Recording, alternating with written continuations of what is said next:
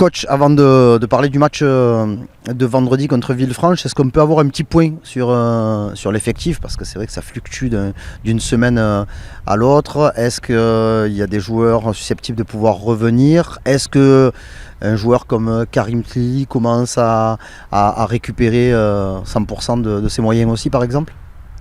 Karim sur la semaine dernière a eu pas mal le contre-coup comme on dit, et puis il ne faut pas oublier qu'on est en avance sur les délais de réathlétisation et il a demandé à pas commencer le match, ce qui peut se comprendre. On va voir, normalement ça devrait être positif le concernant. Après on a aussi des coups durs, même si ça fait partie d'une saison. Aujourd'hui on ne peut pas sur la temporalité avoir de date concernant Montiel et Belloumou, qui sont deux joueurs importants. Et après, on a Rudolph aussi qui est blessé. Là, on aura le retour de Yanis Adjem suspension. Voilà, on aurait voulu avoir tous les joueurs, ça c'est sûr, mais aujourd'hui, c'est compliqué par rapport à Samir et Romain notamment. Pour rester sur les cas dits individuels, comment on apprécie le retour d'Abdoul Diawara sur le terrain? Parce que c'est vrai qu'il revient d'une grave blessure, ça a mis beaucoup de temps. Comment il est? Est-ce que lui aussi il n'est pas loin de retrouver véritablement son meilleur niveau, ses sensations? Parce qu'on sait que l'entraînement c'est bien, mais il n'y a rien qui remplace la compétition non plus. Je pense déjà comme tu dis, on ne peut pas avoir les mêmes attentes avec un Abdoul Diawara qui revient des croisés qu'avec d'autres joueurs sur qui on attend forcément. Mais Abdoul, pour être très transparent, je pense qu'il lui en manque encore un peu. Effectivement, on avait ce choix difficile à faire concernant l'attaquant axial, mais on n'a pas trop de choix non plus. Et du coup, il a commencé, je dirais que sur les matchs à domicile, par rapport au contexte et à l'aménagement du terrain, c'est un peu plus facile. Sur les terrains à l'extérieur, aujourd'hui, il est plus sur des entrées pour être vraiment performant. Après, son état d'esprit, sa détermination par rapport à ce qu'il a connu et puis ce qu'il a envie de faire au FC Martigues est intact. Donc ça, je peux compter sur lui en termes d'état d'esprit, mais il faut bien gérer son volume de course.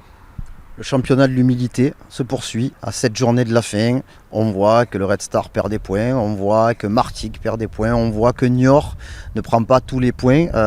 Ça veut dire quoi? Ça veut dire que jusqu'à la dernière journée, compte tenu du contexte en haut et en bas, ça va être la guerre? Ouais, je pense que quand on est dans le championnat, on le connaît bien. Les gens n'ont pas forcément cette lecture, même si depuis 1 an et demi, ils nous suivent et ils apprennent à connaître ce championnat. Il va se passer encore plein de rebondissements. Je préviens aussi tout le monde que Le Mans, Rouen et Nancy ne sont pas morts. Il va y avoir des points perdus de la part du Red Star, de Niort et du FC Martigues parce que le foot est fait comme ça. Aujourd'hui, on a perdu des points contre Châteauroux qui est sur 6 victoires en 7 matchs et Le Mans, il y a 15 jours, pareil, dans une dynamique exceptionnelle. Donc c'est la preuve qu'un 12e ou 13e peut enchaîner des victoires et on le voit, Châteauroux aurait dû gagner au Red Star. Et là, Red Star perd des points à Cholet. Donc il faut s'attendre à tout. Le petit matelas qu'on a d'avance, heureusement qu'on l'a. Il faut qu'on fasse mieux que ce qu'on a proposé à Châteauroux. J'en conviens aussi. Mais par contre, il faut s'attendre à tout. Et il faut savoir aussi qu'en haut, ils peuvent perdre des points. Donc on a le destin entre nos mains, même si on n'est pas à la bonne place. Mais il faut se concentrer sur le jeu parce que le championnat, il est illisible, tout simplement.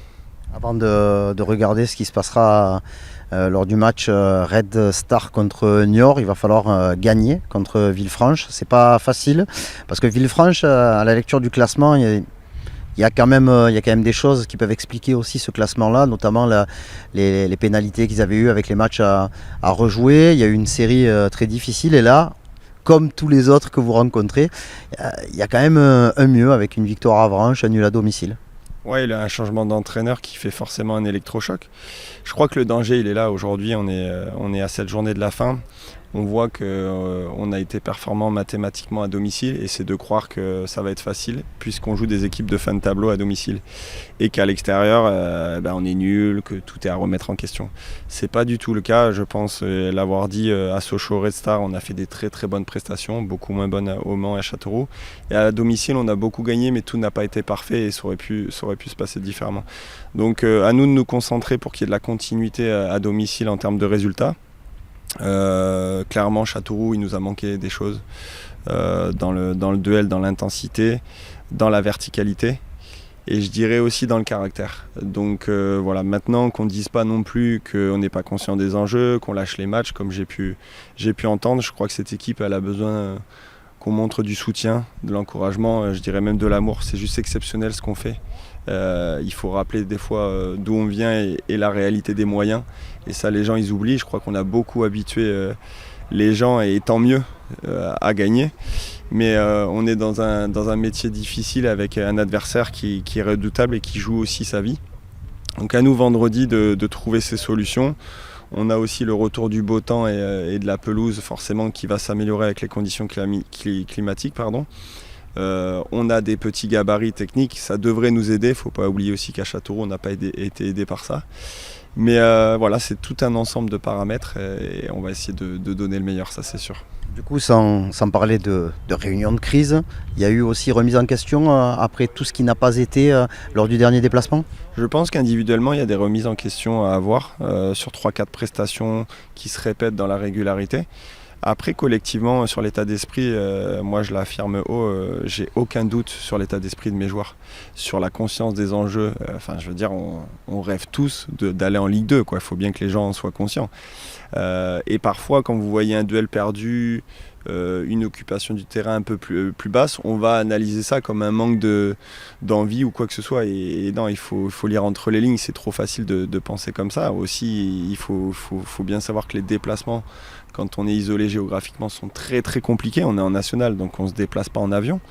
Je peux vous dire que quand vous avez une moyenne d'âge assez avancée comme nous, c'est pas facile à l'extérieur d'avoir toute cette énergie. Mais c'est pas se cacher derrière ça, c'est essayer de prendre tout en considération pour proposer le meilleur.